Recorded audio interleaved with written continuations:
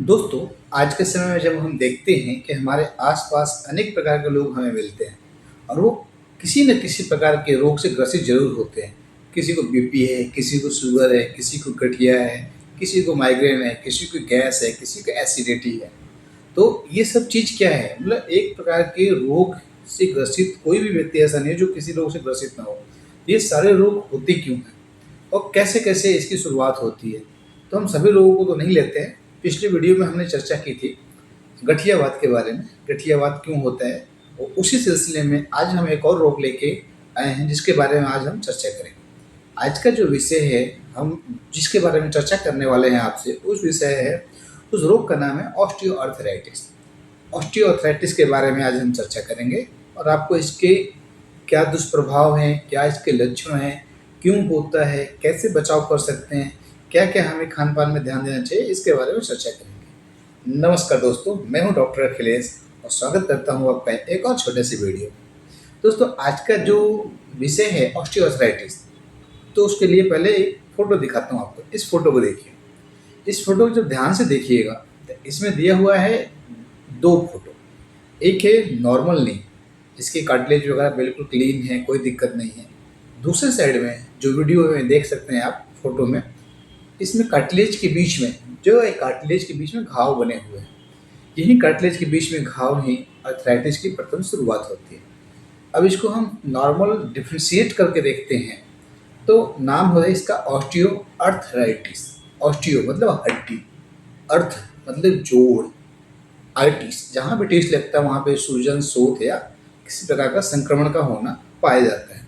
तो ऑस्टियोआर्थराइटिस का मतलब होता है कि ऐसा जोड़ जहाँ पे कंटिन्यूटी मतलब सूजन, सोत और दर्द उपलब्ध है, उसको हम ऑस्टियोआर्थराइटिस बोलते हैं। और आम बोलचाल की भाषा में बोलते हैं जोड़ों को दर्द या घुटने का दर्द। दोस्तों, ये होता क्यों है? शुरुआत कैसे होती है? तो इसका मुख्य जो कारण होता है ना कि हमारे जो जोड़ होते हैं, ये 2 जोड़, इसमें क्या होता है ना, कार्टिलेज होते हैं इसके ऊपर, इन दोनों के ऊपर, और बीच में क्या होती है, टेंडेंस होती है जो इसको बना के रखती है, इसकी मोबिलिटी को मेंटेन करके रखती है। तो जब हमारी बॉडी में न्यूट्रिएंट अनसफिशिएंसी हो जाता है, न्यूट्रिशनल अनसफिशिएंसी हो जाता है, तो क्या होता है, इसके बीच में जो न्यूट्रिशन चाहिए होता है वो मिलना बंद हो जाता है। तो धीरे धीरे क्या होती है, टॉक्सिसिटी की वजह से इसकी इरोजन शुरू हो जाता है। इरोजिन यानी कि गलन, इसकी भी इरोजन होती है। और जब जैसे जैसे सिवियरिटी बढ़ती जाती है वैसे वैसे इसमें दुखाव वगैरह होने लगता है। हमें क्या होता है, आम तौर पर हम देखते हैं कि जब भी ऐसा कुछ होता है हमारे साथ या किसी की भी साथ, XYZ कोई भी हो सकता है, तो जब घुटने में थोड़ी सी दर्द हुई, हम क्या किए, मेडिकल गए, एक गोली ली, खा लिया, उससे दर्द में आराम मिला और हम चलते गए। मतलब उस प्राइमरी स्टेज के आर्थराइटिस को हम इग्नोर करते चले जाते हैं। तो इसके कारण क्या होता है, दर्द हमारा धीरे धीरे धीरे धीरे उत्तर उत्तर बढ़ता जाता है। ये हो गया ऑस्टियोआर्थराइटिस। आई थिंक आप समझ गए होंगे। आयुर्वेद की भाषा में समझाएं तो वो जो टेंडेंस होते हैं उसके भी टॉक्सिसिटी का भर जाना, जिसको बोलते हैं आम। जब आम भर जाता है तो इसमें क्या स्वेलिंग आ जाती है, जिससे दोनों जब मूवमेंट होती है जोड़ के 2 हड्डियों का, तो आपस में रगड़ खाते हैं और वहाँ घाव बन जाता है। ये होता है आम की वजह से, टॉक्सिसिटी बढ़ने की वजह से वहाँ पे घाव का होना। ये क्या होता है, ये भी वही चीज़ जो एलोपैथी में बोलते हैं आर्टिस, अर्थराइटिस, वैसे ही आयुर्वेद में इसको बोलते हैं आम। मतलब गंदगी की वजह से, टॉक्सिसिटी की वजह से वहाँ के टेंडेंस में इरोजन हो जाना। ठीक है, ये हो गई ऑस्टियोआर्थराइटिस की। चर्चा करते हैं ये होता कितने प्रकार से। ऑस्टियोआर्थराइटिस 4 प्रकार का होता है, primary, secondary, third grade and fourth grade. Fourth grade में क्या होता है कि बिल्कुल ही घुटना डैमेज हो जाता है, वो बिल्कुल चिपक जाता है, अर्थरोसिस हो जाती है, वहाँ पे घुटने की दोनों हड्डियाँ आपस में चिपकने शुरू हो जाती है, मूवमेंट बिल्कुल भी नहीं होता है उसका। ठीक है, ये हो गया फोर्थ ग्रेड का। तो अब हम चर्चा करते हैं ये होता क्यों है, कारण क्या है इसका, ऑस्टियोआर्थराइटिस होने के कारण क्या है। तो सबसे पहला जो कारण होता है ना, बॉडी में डिहाइड्रेशन का होना। डिहाइड्रेशन होने की वजह मतलब है शरीर में पानी तत्वों का कमी होना। जब डिहाइड्रेशन होता है तो जो उसमें लिक्विड, साइनोवियल फ्लूइड होता है जॉइंट के अंदर, वो धीरे धीरे सूखने लगता है।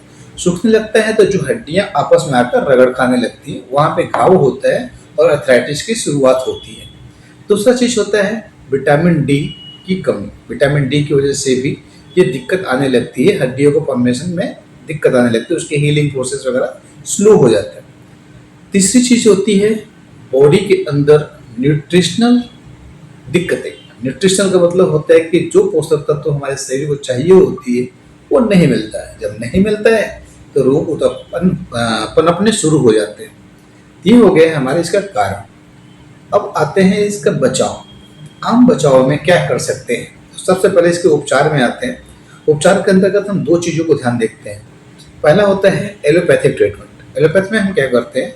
NSAID मतलब कि non steroidal anti inflammatory drugs का यूज करते हैं।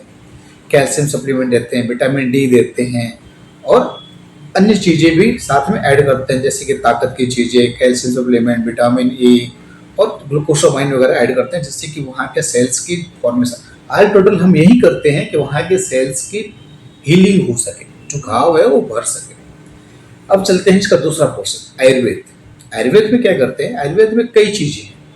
सबसे पहले तो आम को टॉक्सिन को निकालने के लिए हम विरेचन करते हैं। और सभी डॉक्टरों की अपनी अपनी थिंकिंग होती है। मेरी थिंक है कि पहले विरेचन, टॉक्सिसिटी रिड्यूस होना, उसके बाद जानु संधि। जानु जो होता है, जो जोड़ों के दर्द होता है, घुटने का दर्द होता है, उसके ऊपर आलवाल बना करके हम जानु बस्ती देते हैं। बस्ती गुदा मार्ग से दी जाने वाली प्रक्रिया होती है, जो कि तेल और पाथ दोनों का होता है। उससे क्या होता है? गंदगी, आंतों की चिपकी गंदगी आमाशय या पक्वाशय को पूरा क्लीन करता है, स्पाइन को भी स्ट्रेंथ देता है। ये हो गया। पत्र पोटली श्वेत। पत्र पोटली मतलब कई वातहर औषधियों के जो पत्ते होते हैं उनको पोटली बना करके और उसकी सेक की जाती है उस लोकल स्तर पर, जहाँ से वायु या वात की कमी होती है। नेक्स्ट आते हैं और क्या हो सकता है इसमें। तो दोस्तों होने का बहुत कुछ हो सकता है। तो मेन चीज़ है कि ये सब चीज़ें किया जाए। अब इसमें हम क्या करते हैं? ऑस्टियोआर्थराइटिस जब भी किसी व्यक्ति को हो जाती है तो एक्सरसाइज वगैरह क्या करते हैं, होना चाहिए या क्या करना चाहिए? वॉकिंग। सबसे पहले तो वजन का कम होना बहुत ज़रूरी है। वजन कम होना चाहिए बॉडी का। वजन कम करने के ऊपर ध्यान देना चाहिए। एक्सरसाइज में वॉकिंग कर सकते हैं, योगा कर सकते हैं, और जिसको तैरना आता है वो तैर सकता है, जिससे कि पैर के ऊपर प्रेशर न बढ़े। साइकिलिंग कर सकते हैं। ये सारे कार्य इसमें कर सकते हैं। योगा एक्सरसाइज भी इसमें हेल्प करता है बॉडी की इम्यून सिस्टम बनाने में और प्रोसेस हील में, जो भी घाव है उसको भरने के अंदर सहायता करता है। ठीक है, ये सारी चीज़ें हो गई यहाँ पे। ठीक है, और खाने में क्या क्या परहेज करना चाहिए, अब इस पर चर्चा कर लेते हैं। वो कौन सी वस्तुएं हैं जिसको न खाने के कारण आप इसकी घुटने की बचाव कर सकते हैं? सबसे पहला है चीनी। दूसरा है कार्बोहाइड्रेट। बहुत ज़्यादा मात्रा में जो कार्ब्स होते हैं, प्रोसेस्ड कार्ब होते हैं, जैसे कि पिज्ज़ा, बर्गर, सैंडविच इत्यादि इत्यादि इत्यादि। इसके बाद में प्रोसेस्ड फूड, जो भी बिस्किट वगैरह है, तली भुनी चीज़ें हैं, उनको बिल्कुल ही नहीं लेना चाहिए। ग्रिल्ड या स्मोक पे सेका हुआ आइटम नहीं खाना चाहिए। चिकन, मटन इत्यादि का त्याग करना चाहिए। इन सभी चीज़ों को सिंपल और हमारी भाषा में बोलें या आम व्यक्ति के समझने की भाषा में बोलें, वो वस्तुएं जो कि हमारी पाचन क्रिया को डिस्टर्ब करती हैं, एब्डोमेन को पाचने में हेल्प नहीं करती हैं, वो सारी वस्तुओं का भोजन में त्याग करना चाहिए। इससे क्या होता है? डाइजेस्टिव सिस्टम अच्छा रहेगा, जो भी आप खाना खाओगे अच्छे से पचेगा, अच्छे से न्यूट्रिएंट मिलेगी। जब न्यूट्रिएंट अच्छा मिलेगा तो सभी सेल्स को पावर भी मिलेगी। जब सेल्स की पावर मिलेगी तो उसकी सेल्फ हीलिंग बढ़ेगी। सेल्फ हीलिंग बढ़ेगी तो आपको भी दिक्कत नहीं होगी और उस ऑर्गन को भी दिक्कत नहीं होगी। तो दोस्तों ये था एक छोटा सा हमारा प्रयास आपके बीच में ऑस्टियोआर्थराइटिस को बताने का। आम व्यक्ति के समझने के लिए मैंने ये वीडियो बनाई है।